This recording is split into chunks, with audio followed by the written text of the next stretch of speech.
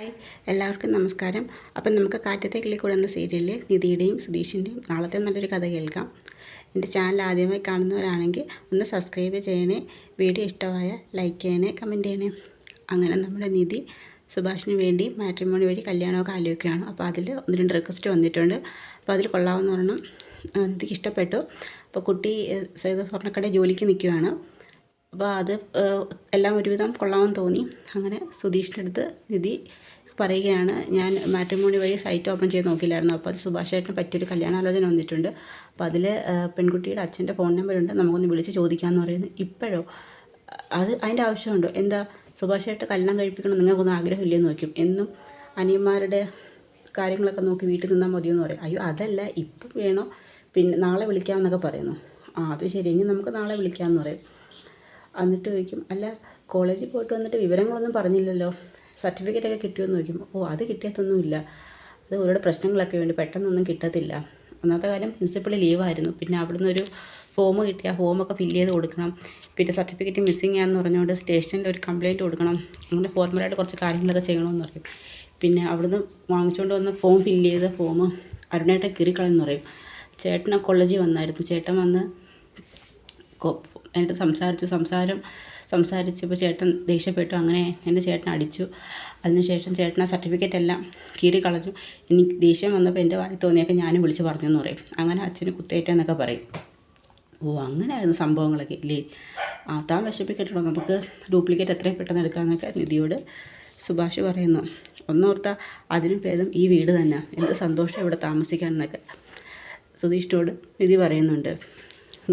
എൻ്റെ വീട്ടിൽ എന്ത് സന്തോഷം എനിക്കുള്ളത്, ഒരു സ്വാതന്ത്ര്യവും ഇല്ല, എല്ലാത്തിനും ഓരോ പരിധി കൽപ്പിച്ച് വെച്ചിരിക്കുകയില്ലേ, എങ്ങോട്ടും പുറത്തു പോകാൻ പറ്റത്തില്ല. എൻ്റെ ജീവിതം കണ്ടില്ലേ, ഇഷ്ടമില്ലാത്തൊരു കല്യാണം, അവരുടെ ഇഷ്ടങ്ങൾ മാത്രം നടപ്പിലാക്കണം. അതിനുവേണ്ടി ഇഷ്ടമില്ലാത്തൊരു കല്യാണത്തിന് പോലും എന്നെ നിർബന്ധിച്ചതാണ്. ഈ അക്കണക്കിന് ഈ വീട്ടിൽ എന്ത് സന്തോഷമുള്ളത്, എല്ലാവരും തമ്മിൽ പരസ്പര സ്നേഹമുണ്ട്, പരസ്പരം ആൾക്കാരെ മനസ്സിലാക്കാൻ പറ്റുന്നുണ്ട്. എൻ്റെ നോട്ടത്തിൽ ഈ വീട് തന്നെ ഏറ്റവും നല്ലതെന്ന് പറയും. അപ്പോൾ നിധിക്ക് ഈ വീട് ഇഷ്ടപ്പെട്ടോ? ഇഷ്ടപ്പെട്ടു പറയും. അപ്പോൾ ഇവിടുത്തെ ആൾക്കാരെയോ? ഇവിടുത്തെ ആൾക്കാരെ ഇഷ്ടപ്പെട്ടു, എല്ലാവരും ഇഷ്ടപ്പെട്ടു എന്ന് നോക്കിയാൽ എല്ലാവരും ഇഷ്ടപ്പെട്ടു, ഒരാളെ ഒഴിച്ചെന്ന് പറയും. അച്ഛനായിരിക്കും, അച്ഛൻ പണ്ടേ ഇങ്ങനെയാണ്. ഞാനും സുഭാഷ് ചേട്ടനും അച്ഛൻ്റെ സ്വഭാവം മാറ്റാൻ ഒരുപാട് നോക്കി, പക്ഷേ അച്ഛന് വലിയ മാറ്റമൊന്നും ഇല്ലെന്ന് പറയും. അച്ഛനെയല്ല ഞാൻ ഉദ്ദേശിച്ചത്, പിന്നെ ആരാ, ഇയാളെ തന്നെയെന്ന് പറയും. ഇയാളല്ലേ നാവിടുത്തെ കള്ളം മാത്രം പറയുന്നത്, അതുകൊണ്ട് എനിക്ക് ഇയാളെ മാത്രമേ ഉള്ളൊരു ഇഷ്ടക്കുറവുള്ളത്, ബാക്കി ആരോടും കുഴപ്പമൊന്നുമില്ലെന്ന് പറയും. എന്നുകൊണ്ട് നിധിയകത്ത് കയറിപ്പോവും. അപ്പം നമ്മുടെ സുധീഷ് പറയും, എല്ലാവരെയും കൊണ്ടുവന്ന് പരിചയപ്പെടുത്തിയതും എല്ലായിടത്തും കൊണ്ടുപോയതൊക്കെ ശേഷം പിറ്റേ ദിവസം രാവിലെ സുധീഷ് എഴുന്നേറ്റ് വന്ന് വിളക്കെല്ലാം കൊളുത്തുന്നുണ്ട്. അപ്പോഴത്തേക്ക് നിധി കുളിച്ചിട്ട് വരുമ്പോഴത്തേക്ക് സുധീഷ് വിളക്കെല്ലാം കത്തിച്ചിട്ട് നിന്ന് പ്രാർത്ഥിക്കുകയാണ്. അപ്പോൾ നിധി ചോദിക്കും, സുധീഷാണോ രാവിലെ വിളക്കെല്ലാം കത്തിച്ചത്? പിന്നെ ഞാൻ അതിരാവിലെ എഴുന്നേറ്റ് വന്ന് വിളക്കെല്ലാം കത്തിച്ചതെന്ന് പറയും. അപ്പോഴത്തേക്ക് നികേഷും ഹരീഷും കൂടി വരും. ഇതെന്താ പതിവില്ലാതെ സുധീഷ് ചേട്ടൻ വിളക്കെല്ലാം കത്തിച്ചെന്ന് ചോദിക്കും. ഏട്ടത്തെ ഇമ്പ്രസ് ചെയ്യാൻ വേണ്ടിയാണെന്ന് നികേഷ് പറയും. നടന്നത് തന്നെ എന്ന് ഹരീഷും പറയും.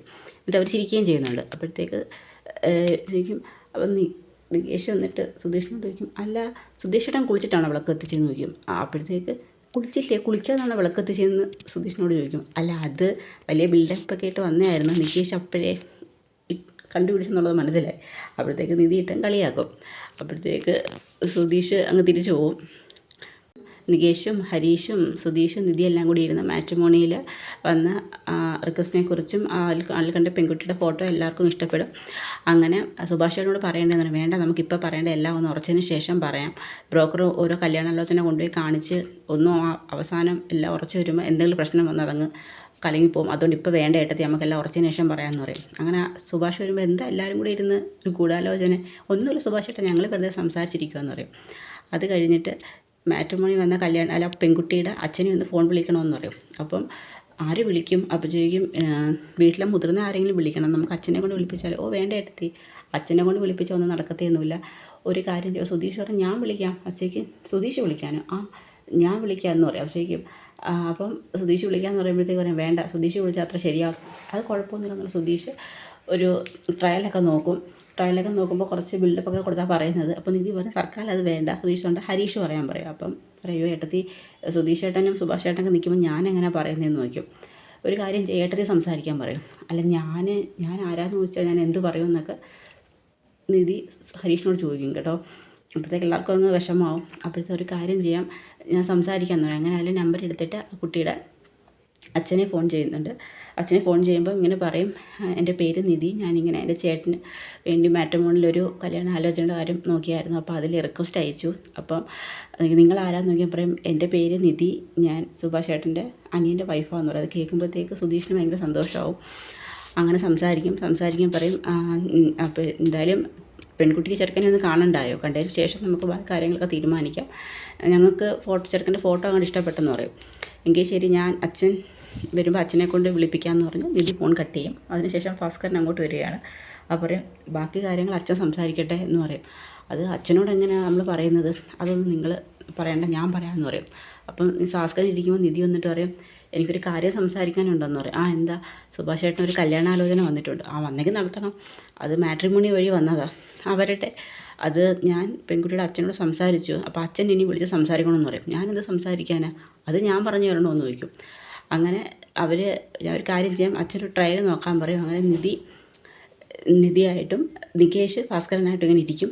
അങ്ങനെ അവർ തമ്മിൽ ഇങ്ങനെ വിളിച്ച് സംസാരിക്കുന്ന ട്രയലൊക്കെ നോക്കും. ഇതുപോലെ അച്ഛൻ പറഞ്ഞാൽ മതിയെന്ന് പറയും. പക്ഷേ അതിലും നല്ല ഭംഗിയായിട്ട് ഭാസ്കരൻ പെൺകുട്ടിയുടെ അച്ഛനോട് സംസാരിക്കും. എൻ്റെ മോന് വേണ്ടി കല്യാണം ആലോചിക്കുന്നത്, ഞങ്ങൾ ഇന്ന് വൈകുന്നേരം അങ്ങോട്ട് പെണ്ണ് കാണാൻ വരുമെന്നൊക്കെ പറയും. അപ്പോൾ എല്ലാവർക്കും സന്തോഷമാവും. കാരണം ആ ആക്ടിങ്ങിനെക്കാട്ടിലും നല്ല ഭംഗിയായിട്ട് ഭാസ്കരൻ അത് പ്രസൻറ്റ് ചെയ്തെന്നുള്ളത്. അങ്ങനെ എല്ലാവരും നല്ല ഹാപ്പി ആയിട്ടിരിക്കുകയാണ്. അപ്പം അങ്ങനെ സംസാരിച്ചുകൊണ്ടിരിക്കുന്നിടത്താണ് നമ്മുടെ നാളത്തെ കഥ അവസാനിക്കുന്നത്. അപ്പം അതിൻ്റെ വരും വിശേഷങ്ങളൊക്കെയാണ് നമ്മളിനി കാണാൻ പോകുന്നത്. സുഭാഷിന് ഇത്രയും പെട്ടെന്ന് തന്നെ നിധിയായിട്ട് മുൻകൈ എടുത്തൊരു കല്യാണം നടക്കണം. അതുപോലെ തന്നെ ഹരീഷിനും നികേഷിനും എല്ലാം അവസാനം നമ്മുടെ നിധിയും സുധീഷുമായിട്ട് നല്ലൊരു ലൈഫ് ഉണ്ടാവണം. അപ്പോൾ അതിൻ്റെയൊക്കെ വരും വിശേഷങ്ങളാണ് നമ്മളിനി കാണാൻ പോകുന്നത്. അപ്പോൾ എല്ലാവർക്കും കഥ ഇഷ്ടമായ സപ്പോർട്ട് ചെയ്യണം. ഇന്നത്തെ കഥ ഇവിടെ അവസാനിക്കുന്നു. എല്ലാവർക്കും ഒരു ശുഭദിനം നേരുന്നു. നന്ദി.